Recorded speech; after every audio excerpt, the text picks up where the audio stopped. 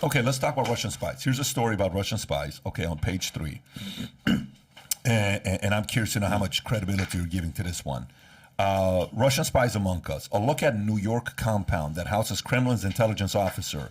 The complex, known as Russian diplomatic compound in New York City's Riverdale neighborhood, has often been the subject of speculation surrounding the building's purpose and residents' practices. The building is home to Russian diplomats, many of whom work in the United States as intelligence officers. There are two types of intelligence officers: those who pose a symmetrical threat and those who pose an asymmetrical threat. Those working in New York and living in the compound and working at the mission in the United Nations are under diplomatic cover.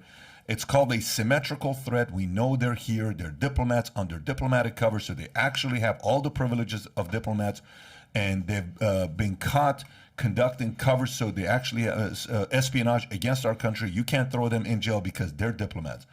But they're different from undercover operatives who are not under the official cover and are in the United States. Those who pose as asymmetrical threat, undercover operatives such as Jack Barsky, who operate under non-official cover, under false pretenses with fake names. What do you want to say about that this? article fails to mention the third category. What's that? People who are not undercover, they're not assuming another identity. They work officially as journalists, business people, students, right? They have an official reason to be here, but then they spy. And I think those are the ones right now that that we have to be aware of, because we're a very open country. How many Chinese exchange students do we have? And I guarantee you, Russia and China and all those dictatorships know exactly who is going abroad, and they all will be talked to. So there's a good reason to believe that there are currently more people in the United States, Russians, that are engaged in espionage than there were in my time, because in my time there wasn't that free exchange of students and teachers and business people back and forth. In those days we had the two types: the asymmetric threat, us, and there were very few of us, very few in the undercover. You mean? Yes, by undercover, asymmetric. deep Okay. cover. Yes, Deep cover. In the 80s, according to Mitrokin, there were early 80s, late 70s. There were about 10 of us that were trained and sent to the U.S. 10, and there were a couple of other prior to that period. There were a couple of other efforts to bring those types of agents into the U.S., and they never amounted to many. Okay,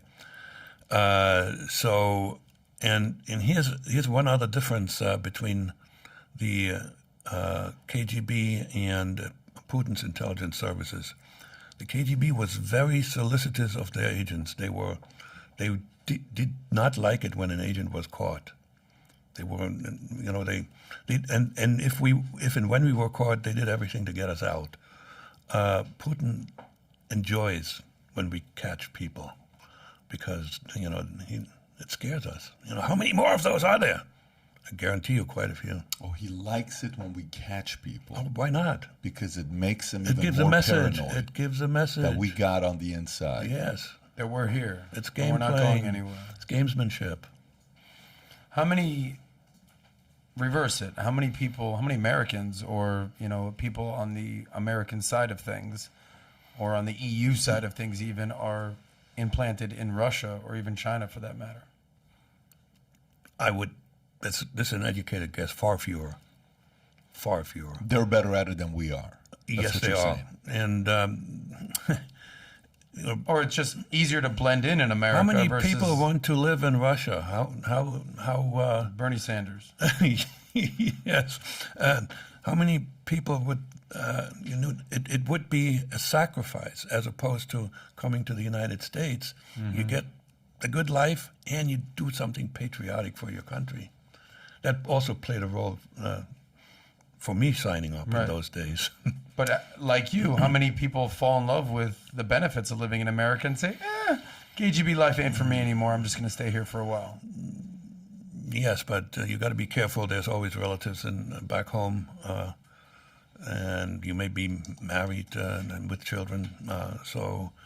And it's not that easy to defect. And and if you want to play the double agent game, that's very dangerous. And the people that that's this category of